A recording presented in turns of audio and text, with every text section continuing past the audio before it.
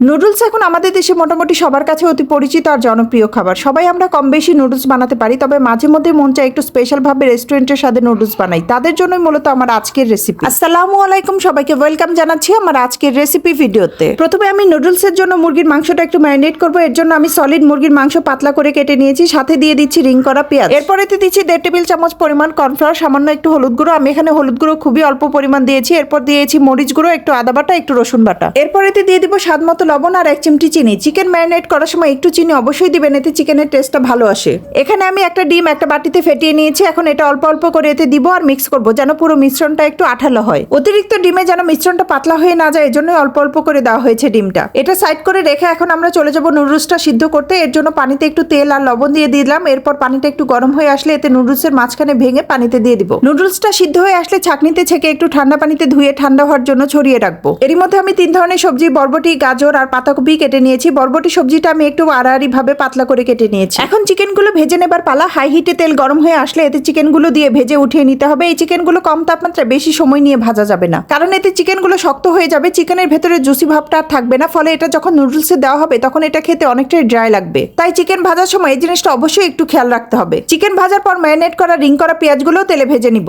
এখন একটা প্যানে অল্প তেল দিয়ে 2টো ডিম দিয়ে একটু লবণ ছিটিয়ে দিয়ে ঝুরি ঝুরি করে ভেজে নিব ডিমগুলো। এখন চলে যাচ্ছি মূল রান্নায়। চিকেন ভাজার অবশিষ্ট তেলের 2 টেবিল চামচ তেল এখন কড়াইতে দিয়ে দিলাম। এরপর এতে দিয়ে দিব 1/2 চা চামচ পরিমাণ রসুন বাটা, 1/2 চা চামচ পরিমাণ আদা বাটা। তেলে ভালো করে ভেজে নেব যাতে আদা রসুনের কাঁচা গন্ধটা না থাকে। এরপর এতে দিয়ে দিব 1/2 কাপ পরিমাণ পেঁয়াজ কুচি, 1 কাপ পরিমাণ গাজর, 1.5 কাপ পরিমাণ পাতাকপি কুচি আর 1/2 কাপ পরিমাণ বরবটি। খুব ভালোভাবে মিক্স করে এরপর এতে দিয়ে দিচ্ছি একটা কাঁচামরিচ। আমি যেহেতু বাচ্চাদের জন্য বানাচ্ছি এর জন্য ঝালটা একদমই কম দিয়েছি। আপনারা চাইলে অবশ্যই ঝালটা কম বেশি করে নিতে পারেন। এখন এতে দিচ্ছি স্বাদ মতো লবণ। এরপর আমি এটা 2 মিনিটের জন্য ঢেকে দেবো। এর চেয়ে বেশি দরকার হয় না, কারণ এই সবজিগুলো অতিরিক্ত সিদ্ধর চেয়ে অর্ধেক সিদ্ধই খেতে বেশি ভালো লাগে। এখন এতে দিয়ে দিচ্ছি 1 টেবিল চামচ পরিমাণ সয়া সস আর 2 টেবিল চামচ পরিমাণ টমেটো সস, সাথে 1/2 চা চামচ পরিমাণ সাদা গোলমরিচ গুঁড়ো। এখন খুব ভালো করে মিক্স করে নিয়ে এতে দিয়ে দিব আগে থেকে সিদ্ধ করে পানি ঝরানো নুডলস গুলো। নুডলস রান্নার একটা ট্রিক্স হচ্ছে নুডলস সবসময় বেশি তাপমাত্রায় ঝটপট করে রান্না করতে হয়। এতে করে নুডলসের মধ্যে একটা আঠালো ভাব থাকে, যা নুডলসটা খেতে ভালো লাগে। নুডলস যত সময় নিয়ে রান্না করবেন নুডলস ততই ড্রাই হতে থাকবে। মিক্স করার এই পর্যায়ে দিয়ে দিব ভেজে রাখা ডিম আর ভেজে রাখা চিকেন আর পেঁয়াজগুলো। সবকিছু ঠিকঠাক মতো গুছিয়ে নিতে পারলে এই নুডলসটা দেখা যায় 5 মিনিটেই রান্না করা যায়। আপনারা দেখতে পাচ্ছেন আমার নুডলসের সবজির কালারগুলো খুব সুন্দর এসেছে। আপনি যদি অতিরিক্ত সময় নিয়ে সবজি সেদ্ধ করেন তাহলে সবজির সুন্দর কালারটা কিন্তু নষ্ট হয়ে যাবে। আমার মিক্স করা হয়ে গেছে। এখন এতে দিয়ে দিব একদম শেষ উপকরণ, ম্যাগির এই স্বাদের ম্যাজিক মশলা। আপনার কাছে এটা না থাকলে আপনি যে কোনো নুডলসের মশলাও দিতে পারেন, তবে আমার কাছে এটার ফ্লেভারটাই বেস্ট লাগে। আমি এখানে একটা প্যাকেটের পুরোটাই দিয়ে দিয়েছি। শেষে 1 চিমটি চিনি দিয়ে দিয়েছি। এটা অপশনাল, না দিলেও হয়, তবে সসের টক, কাঁচামরিচের ঝাল আর চিনির একটু মিষ্টি পড়লে নুডলসের স্বাদে আসবে দারুণ এক মাত্রা। আমার নুডলস একদম রেডি। এখন গরম গরম খাবার পালা। এই শীতের বিকেলে এরকম 1 প্লেট ধোয়া ওঠা নুডলস হলে আর কি লাগে। রেসিপিটি কেমন লাগলো অবশ্যই কমেন্টের মাধ্যমে জানাবেন। ভালো লাগলে লাইক, কমেন্ট বা শেয়ার করে পাশে থাকতে পারেন। এতক্ষণ সাথে থেকে পুরো ভিডিওটি দেখার জন্য সবাইকে ধন্যবাদ। কথা হবে নতুন কোনো ভিডিওতে। সে পর্যন্ত ভালো থাকবেন সবাই। আল্লাহ হাফেজ।